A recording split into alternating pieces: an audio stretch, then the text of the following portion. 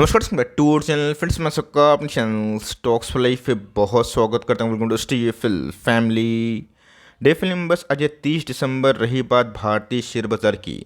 शनिवार होने की वजह से बंद है, बट इसी बीच में दोस्तों हम लोग वीकली एक बार डिस्कस करते हैं कि कौन सी कंपनी में उस प्राइस में हाई एकोमोलेशन हाई डिलीवरीज बाजार द्वारा उठाए जाते हुए देखने को मिल रही है। इससे हमें हेल्प मिलता है कि वो प्राइस कितना अनुकूल है उसको स्टडी करने का। तो इसी बीच में कैसे 4 कंपनी जिसमें अच्छी खासी एकोमोलेशन देखने को मिल रही। और दोस्तों Q3 के नंबर्स की बात की जाए बहुत ही पास में है। जस्ट 10 दिन के बाद वेरियस कंपनी के Q3 के नंबर्स आना स्टार्ट हो जाएंगे। तो बहुत ही बिजी जो ट्रेडिंग डे होने वाला है आने वाले एक आध सप्ताह में दिखाई दे सकता है। चलिए गाइस, क्या क्या खबर है उसको मैं अनबाइस्ड होके डिस्कस करने वाला हूँ। चैनल फर्स्ट टाइम होंगे सब्सक्राइब कर सकते हैं इस तरह क्वालिटी कंटेंट को सबसे पहले एक्सेस करने के लिए। Now without telling any for time let's begin. जो पहला स्टॉक है बीएससी में कल के दिन ऑलमोस्ट 97% के आसपास एकुमुलेशन होते हुए देखने को मिल रही। मतलब दोस्तों कल के दिन जो भी शेयर्स ट्रेड हुए बीएससी में इस कंपनी में, उसमें दोस्तों मैक्सिमम शेयर्स को डीमेट में वापस ले जाया गया। मतलब 5,24,000 की बड़ी क्वांटिटी शेयर में ट्रेड हुई। और उसके अगेंस्ट में अगर आप देखें तो 5,07,000 शेयर्स की डीमेट में वापसी हो गई है। हाँ दोस्तों, पिछले कुछ समय से इस कंपनी में उतने पैसे नहीं बने, लेकिन यस हमने गैस 412 से जुबलियंट फूडवर्क में एक बाउंस बैक दिखाई दिया है। बट इसी बीच में गैस आने वाले कल में कुछ टेक्निकल चार्ट पैटर्न्स फॉर्मेशन होते हुए देखने को मिल रहा है। और यहाँ पे दोस्तों कंपनी बहुत ही एग्रेसिवली पोपोइस में इन्वेस्ट करने का फैसला कर रही है। मैं दिखाऊंगा ज़रूर, लेकिन ये कल के दिन की बात की जाए तो ऑफकोर्स एकोमोलेशन तो काफ़ी हाई था। बट स्टॉक की बात की जाए तो ऑफकोर्स एकदम फ्लैट ट्रेडिंग होते हुए दिखाई दी है। 6-8 महीने की बात की जाए, एक साल की बात की जाए तो एक साल में गैस जो रिटर्न्स हैं हमें नेगेटिव दिखाई पड़ रहे थे, उसमें 10% प्लस तो हुआ है। लेकिन ये अपने बॉटम से गैस कंपनी की बात की जाए 35% के आसपास जोरदार रिकवरी होते हुए दिखाई दी है। बात long term point of view की, कोई कंपनी गैस हमेशा नहीं भाग सकती, और भागती भी है तो गिरावट कभी ना कहीं पॉसिबल है। अब वो कितना हद तक गिरेगा, कहाँ जाके स्टेबल होगा, ये तो गैस एक टाइम साइकिल होता है। और रही बात कंपनी के जो फंडामेंटल्स है उस पर भी निर्भर करता है। लेकिन इस कंपनी की बात की जाए तो जी हाँ दोस्तों, इसने 412 के आसपास बॉटम लगाने के पास एक बाउंस बैक तो किया है। लेकिन यस बहुत लोग 600 के ऊपर इस कंपनी पे माल लगा के बैठे हैं, दबोच के बैठे हैं। उनको निकलने का मौका ही मिल सकता है शॉर्ट टर्म टारगेट से। इसको मैंने आज से नहीं बहुत पहले से कवर किया। लेकिन यस कंपनी की बात की जाए फंडामेंटली काफ़ी स्ट्रॉन्ग नज़र आती है। बट प्रॉब्लम क्या थी कि ह्यूज इन्फ्लेशन से, हाई इन्फ्लेशन से इनके मार्जिन बहुत ही हद तक खराब हुए थे। कहा गया तो कंपनी दोस्तों एक बड़ी कंपनी है, 37,000 करोड़ के आसपास की मार्केट कैप है। और दोस्तों 2022 और 2023 के स्टार्टिंग मार्च तक हमने एफ का ह्यूज सेल ऑफ देखा। और इसमें गैस एफ की होल्डिंग ना एक समय 40% से ऊपर थी। और एफ की होल्डिंग जिस कंपनी में बहुत ज़्यादा थी ना, उसमें काफ़ी पेन हुआ। इवन गैस आपने देखा कि एचडीएफसी बैंक जैसे दिग्गज कंपनी में भी उतने पैसे नहीं बने। बहुत लोग बोलेंगे वेट सर 160 का पी है, ये इसलिए है बिकॉज कंपनी के अर्निंग्स काफ़ी ख़राब हुए थे बिकॉज ऑफ मेनी रीजंस। लेकिन यस अगर आने वाले कल में अर्निंग्स सुधार होते हैं तो कंपनी के प्राइस टू अर्निंग भी उसी हिसाब से एडजस्ट हो जाएंगे। कंपनी के आरओसी की बात की जाए, आरओई की बात की जाए, काफ़ी इनलाइन। इसी के बारे में गैस मैं डिस्कस करना पसंद करता हूँ बिकॉज मुझे यही चीज़ अच्छा लगता है।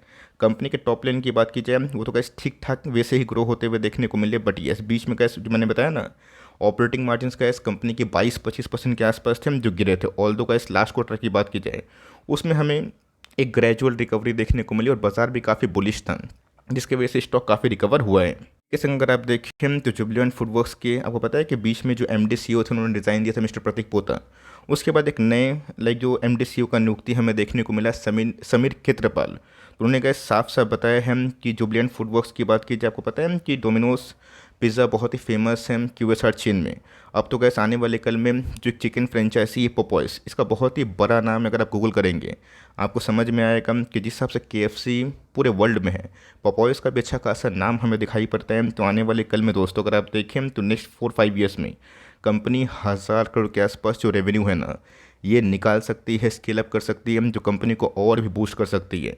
250-200 एडिशनल जो स्टोर्स हैं पॉपॉइस के वो आने वाले कुछ सालों में हमें दिखाई दे सकते हैं। हाँ दोस्तों, मेरा ऐसा मानना अगर आपने अभी तक नहीं बेचा है तो इसको होल्ड करें, कभी भी कैसे इसमें टेक्निकल ब्रेकआउट पॉसिबल है। एक बार गैस कंपनी भागी थी 560 के आसपास, और उसके बाद कुछ दिन ट्रेडिंग डे की बात की जाए साइडवेज पैटर्न में है। तो जी हाँ दोस्तों, अगर आप देखें बॉलिंजर बैंड का जो वेट है काफ़ी हद तक नैरो हो चुका है। अगर 31 जनवरी की बात की जाए, इनके आने वाले Q3 के नंबर्स अगर उसमें कुछ डेवलपमेंट होती है, कंपनी अच्छा ही रिवॉर्ड दे सकती है। नेक्स्ट लेवल की बात की जाए वही 504 के आसपास जो इनके 200 का मूविंग एवरेज है, जिसको मैं बहुत ही रेस्पेक्ट करता हूँ, अगर वो आता है तो उधर पे एकोमोडेशन का मौका होगा। लेकिन ऐसा अगर नहीं आता है तो लेट इट गो।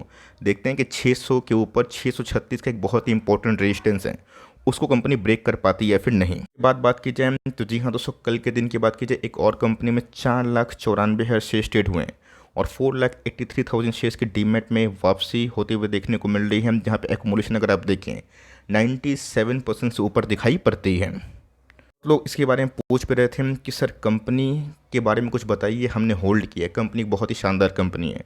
स्टॉक का नाम अगर आप देखें तो 5 स्टार बिजनेस फाइनेंस लिमिटेड, नाम से ही समझ में आ रहा है कि कंपनी माइक्रो फाइनेंस और ऑफकोर्स NBFC में काम करती होगी, और वही हमें दिखाई देता भी है। कंपनी की बात की जाए तो जी हाँ दोस्तों, 43% के आसपास इसने पैसे बनाए जब से NSE पे लिस्टिंग हमें देखने को मिली। लेकिन दोस्तों आपको एक चीज़ मैं दिखाऊंगा और आप देख के दंग रह जाएंगे कि बड़े पार्टीज की बात की जाए FIS, बहुत ही नामी ग्रामी FIS इस कंपनी में लेके बैठे हैं माल। 50% से ऊपर गैस किसी भी FIS की होल्डिंग होती है तो बड़ी चीज़ मानी जाती है। ऑल दो ये तो हमने देखा कि FIS की होल्डिंग को हम लोग अच्छा मानते हैं कि चलो फॉरेन निवेशक उस कंपनी में भरोसा करते हैं, बट यस जब गैस फॉरेन निवेशक माल बेचते हैं ना, जुबिलियंट फूडवर्क्स में क्या खेल हुआ था आप सबको अच्छे से पता भी है। गैस मैं आऊँगा ज़रूर, लेकिन कंपनी के साइज़ की बात की जाए 21,000 करोड़ के आसपास की मार्केट कैप है, मतलब मिड कैप से एक बड़ी कंपनी हमें देखने को मिलती है। 30 का पी है, जो इंडस्ट्री पी से थोड़ा महंगा तो ज़रूर है, बट कंपनी ठीक ठाक है। कंपनी के ROE की बात की जाए, ROC की बात की जाए तो ठीक ठाक है। कंपनी के 15% ROE को अगर आप बैंक NBFC से कंपेयर करें तो ख़राब बिल्कुल भी नहीं है। इसी के बारे में दोस्तों मैं डिस्कस करना पसंद करता हूँ कि देखिए जो होल्डिंग है उसमें क्या हमें चेंजेस देखने को मिल रही है। प्रमोटर होल्डिंग की बात की जाए 31% के आसपास हमें दिखाई पड़ रही है। रही बात FIS की होल्डिंग 50% के आसपास हमें देखने को मिल रही है, जो पहले पब्लिक कैटेगरी में ही थे, अब उनको अलग से एक जगह मिला है। रही बात दोस्तों DIS ने भी अपने स्टेक को बहुत ही तेज़ी से बढ़ा लिया। रही बात पब्लिक होल्डिंग, वो इसलिए ड्रॉप हुई है बिकॉज जो पहले पब्लिक होल्डिंग की बात की जाए जिसमें बड़े बड़े FIS का नाम था, अब वो अलग से कॉलम बनता हुआ देखने को मिल रहा है। तो कंपनी में कैसे अगर FIS की होल्डिंग कितनी ज़्यादा होती है और DS काफ़ी एग्रेसिव होते हैं तो एक अच्छा संकेत माना जाता है। बट यस अगर FIS सेल ऑफ करते हैं ना तो परेशानी भी हो सकती है। तो कंपनी का इस नो डाउट काफ़ी अच्छी है, और मैं बैलेंस शीट चेक भी कर रहा था जो पिछले कुछ समय से बहुत ही अच्छे वे से ग्रो हुए हैं। इसका इस तीसरी कंपनी की बात की जाए उसमें हमें 82% के आसपास NSE पे हाई एक्यूमुलेशन देखने को मिल रही है, जहाँ पे कल के दिन 2,65,000 शेयर्स ट्रेड हुए हैं, और उसके अगेंस्ट अगर आप देखें 2,17,000 शेयर्स को डीमेट में वापस ले जाया गया है। स्टॉक के नाम की बात की जाए बहुत लोग भली भांति जानते होंगे, रूट मोबाइल। जी हाँ दोस्तों, एप्पल ने तो ब्रेकआउट दे दिया है। रूट मोबाइल की बात की जाए इनके बिजनेस मॉडल भी काफ़ी शानदार है, बट यस प्रोमोटर्स अपने बिजनेस को बेचेंगे और एक नया काउंटर बिजनेस को एक्वायर करेगा। इसी की वजह से गैस कंपनी साइडवेज पैटर्न में गई है।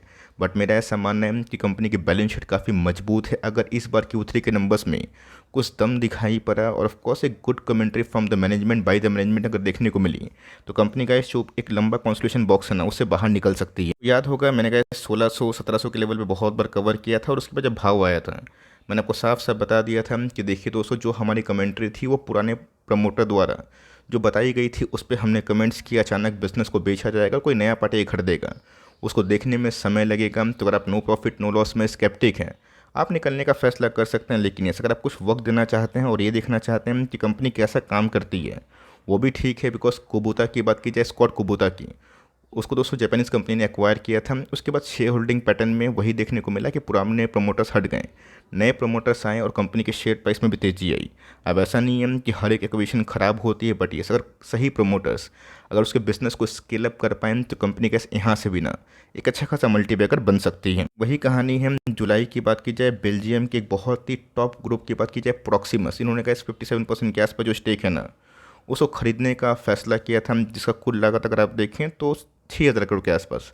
अब ऐसा नहीं है कि इनके प्रोमोटर्स कंप्लीट एग्जिट हो जाएंगे, बट यही होगा कि जब रिसफलिंग होगी, जब नए प्रोमोटर्स आएंगे और जब नई एंटिटी में स्टॉक कन्वर्ट होगा, नाम कन्वर्ट होगा, तो उसमें पुराने प्रमोटर्स भी होंगे। लेकिन यस उनका जो फ्रिक्वेंसी है काफ़ी हद तक कम होगा।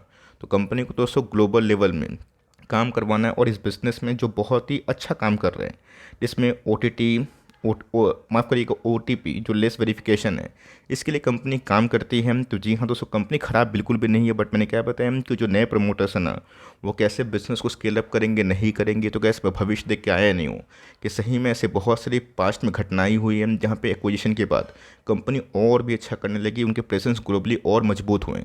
अब देखना बनता है कि Q3 के नंबर्स कैसे आएंगे। अगर कुछ भी पॉजिटिव घटनाक्रम होगी तो ऑफकोर्स का मेरा ऐसा मानना है कि रूट मोबाइल यहाँ से अच्छा कर सकता है। बैलेंस शीट के पॉइंट ऑफ व्यू की बात की जाए तो बहुत ही अच्छी कंपनी है, बट वही कहानी हो जाती है कि नए प्रोमोटर्स कैसा काम करेंगे नहीं करेंगे, ये तो कैसे वक्त ही बताएगा। कंपनी की बात की जाए जिसको गैस स्पेशल फोकस रखिए पूरे इंटायर NBFC में, गैस इस कंपनी ने मैसिव पैसे बनाए, ये भी उस टाइम में जब रेट हाइक कंटिन्यूसली पीक पे थी। लास्ट ट्रेडिंग डे की बात की जाए 1,25,000 शेयर ट्रेड हुए और 1,12,000 शेयर्स को डीमैट में ले जाया जाता हुआ देखने को मिल रहा है। और स्टॉक एक्मुमुलेशन की बात की जाए 90% जो बहुत ही हाई है। लोग समझ भी गए होंगे कि कौन सी NBFC ने पूरे इंटायर NBFC को काफ़ी डोमिनेट किया है। स्टॉक का नाम अगर आप देखें, Cholamandalam investment and financial corporation. रही बात दोस्तों कंपनी की चोला फिनेंस, हम लोग जानते हैं चोला फाइनेंस। तो जी हाँ दोस्तों, जब इस कंपनी को हमने कवर किया था 550 के भाव पे भी कंपनी चलती थी। उसके बाद दोस्तों रेट हाइक पे रेट हाइक, रेट हाइक पे रेट हाइक।